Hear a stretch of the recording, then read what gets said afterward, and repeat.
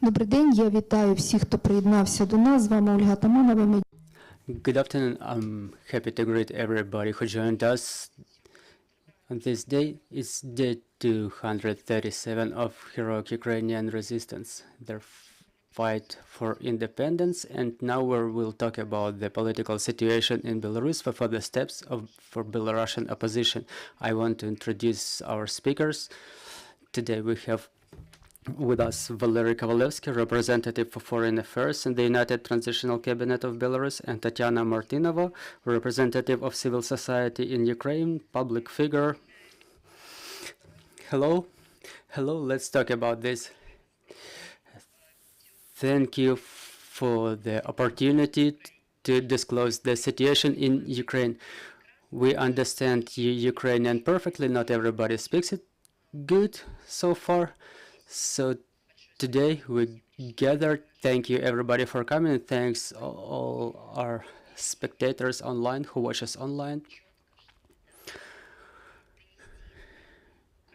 We came here today to deliver the position not only of the Transitional Cabinet of Svetlana Tikhanovska, representative of which Valery Kavaleuski is here with us today, but also of the civil society of the Belarusians, which I am a part of. It's important to keep the understanding between our countries, and notwithstanding any wishes of the mad dictators of Lukashenko and Putin, we should not give them an opportunity to hit the wedge between Ukrainians and Belarusians. I want Valery Kavaleuski to deliver in more detail the position of the Transitional Cabinet of Svetlana Tikhanovska, because in Belarus today we observe certain asynchronization of this position. Thank you very much. Good afternoon.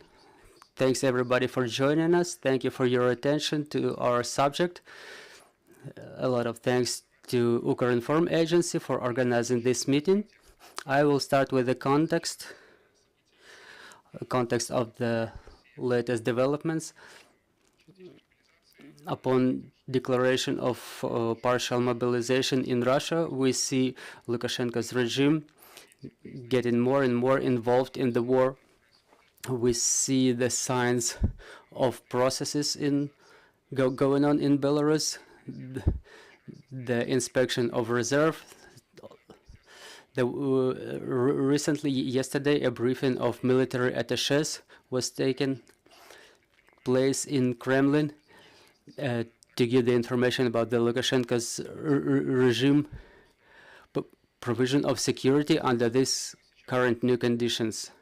What's important is what we see now. We see Russia bringing more and more personnel and material to Belarus, which may be a sign of preparation of the new stage of invasion of Russian forces, of invasion in Ukraine from Belarus. We cannot describe the role of Belarusian military in these actions, but what we can say for sure that Lukashenko is taking anti-Ukrainian stance. It happened long before the war. His rhetoric, his invitation of Russian troops to Belarus, it was all decided without any advice from the Belarusian people. We've heard very hostile rhetorics in regard of Ukrainian people and Ukrainian government from Lukashenko. And we can responsibly declare that Lukashenko's made his political choice and he's ready to take part in this war with more forces. The only thing that still withholds him is his fright of the Belarusian people and the fact that Belarusian military may refuse to fulfill his orders. The subject of Belarusian independence becomes more and more important in this stage, as we understand that supporting the aggression of Russia in Ukraine, Lukashenko creates the threat to Belarusian independence and Belarusian security. This becomes the most important goal of the joint transitional cabinet of Svetlana Tikhanovska now, to take necessary steps and measures to protect our independence. And the absolute priority is support of Ukraine with all possible means. We're talking about our preparedness to work on the international platforms to support Ukraine. The cabinet is ready for this. Svetlana Tikhanovska made an appeal to President Zelensky recently, as well as to Ukrainian people, to create an alliance of democratic forces of Ukraine and Belarus, so that we can protect independence of both Ukraine and Belarus with the joint forces, and pave the way to avoidance of any further contacts in future, but rather to establish closer cooperation between the countries and to realize our common interest. I will stop here and I will answer any detailizing questions. The first question will be in regard of these troops, the cost being created in the territory of Belarus. What do you plan to do to not make it happen, so that the new invasion does not happen from Belarus in Ukraine? Well, first of all, is the information work. As we all understand, it's very active during this war, which actually differs this war from any previous ones. It's very important to communicate to the Belarusian people, to the Belarusian military. It's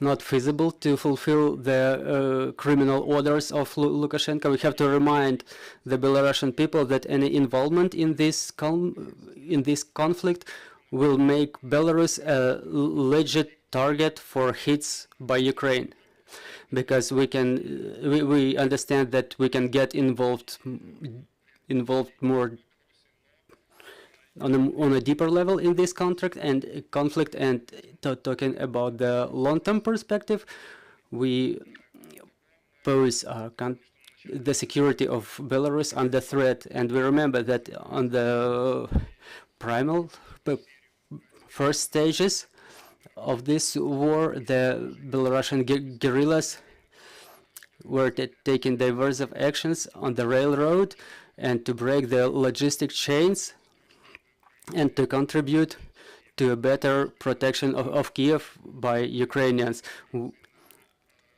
which was the main target of the military operation on the first stage.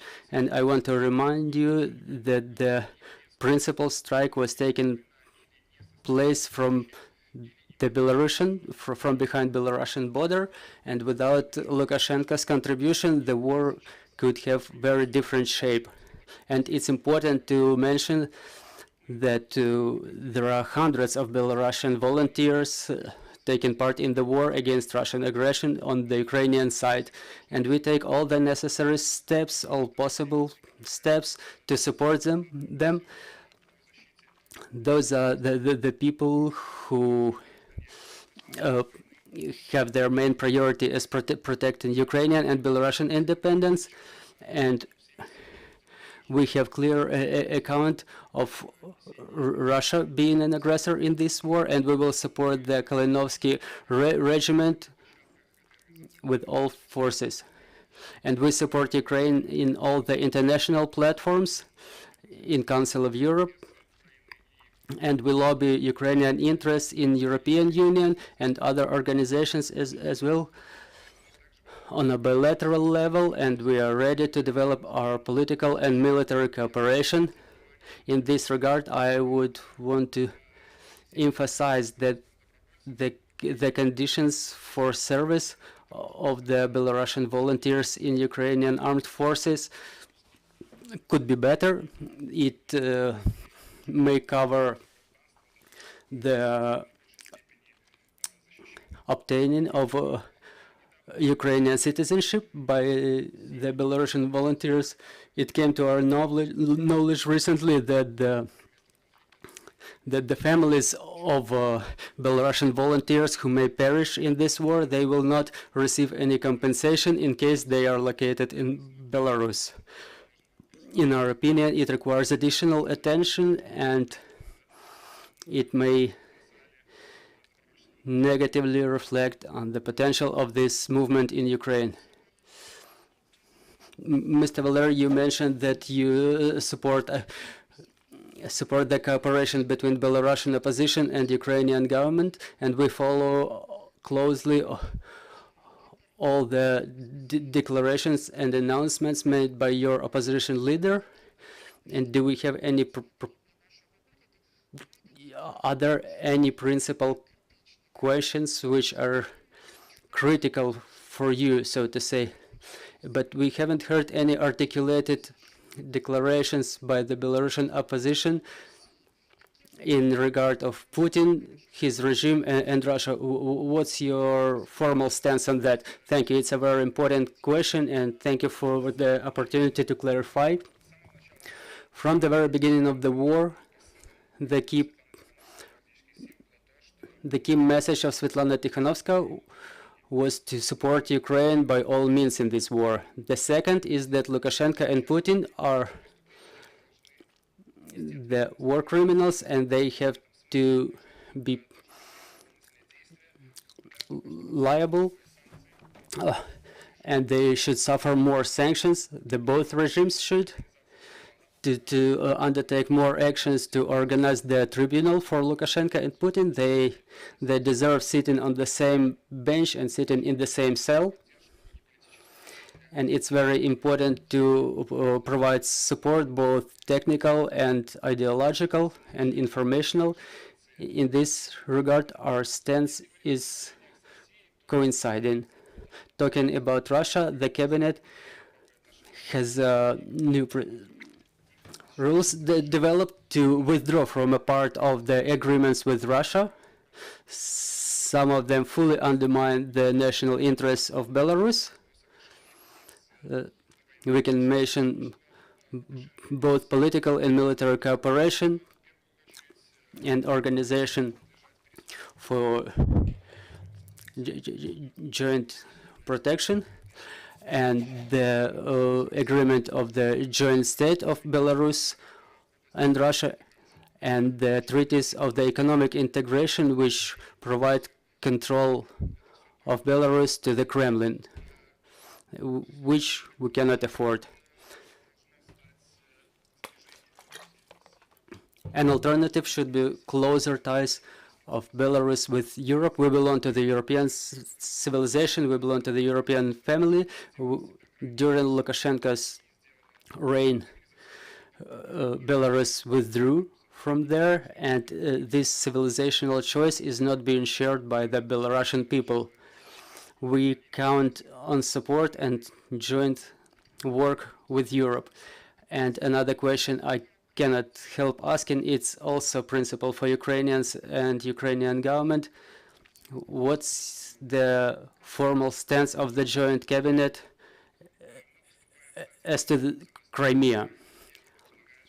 We support the territorial integrity of Ukraine, and it means that Crimea should become Ukrainian not only de jure but de facto as well.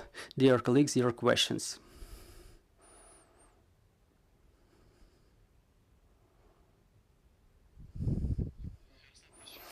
Yaroslav Prisheba, YouTube channel, February morning. Our question is how the Belarusian opposition cooperates with other representatives of the people who fight for their freedom. There was a conference recently, the peoples imprisoned by Russia, which did not have Belarusian representatives there. Is there any cooperation on this level? Thank you. Thank you for the question. Very important area. It's important for us as well to build this kind of relations.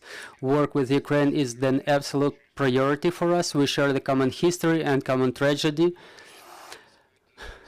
that we were under Russian occupation for a long, long time, not only occupation, but also with the attempts of eradicating our national identity. So we have a lot of common grounds with Ukraine here. As to the work with Russian opposition, we haven't seen any clear signals about their joint stance about on what should the Russian policy be with regard to the countries encircling it. We haven't heard any declarations, any appeals from Russian opposition to refuse the empire policies.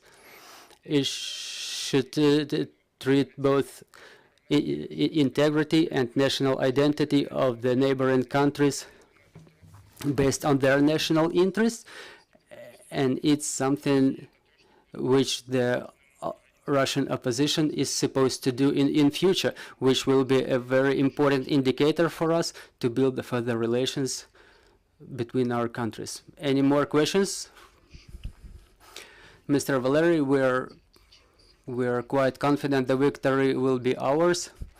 If we talk about the period after our victory, what will be position, what will be the stance on the compensation for the damages inflicted for Ukraine?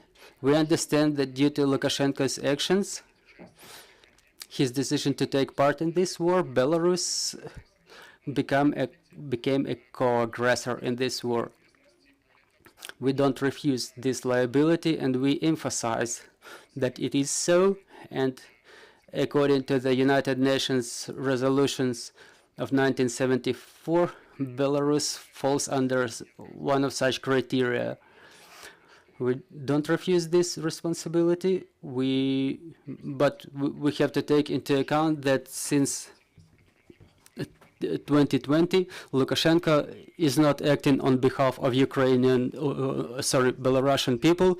He usurped the power, and he reestablished his power not by dialogue with the society, but by force. And we see his stance, we see his actions until this day.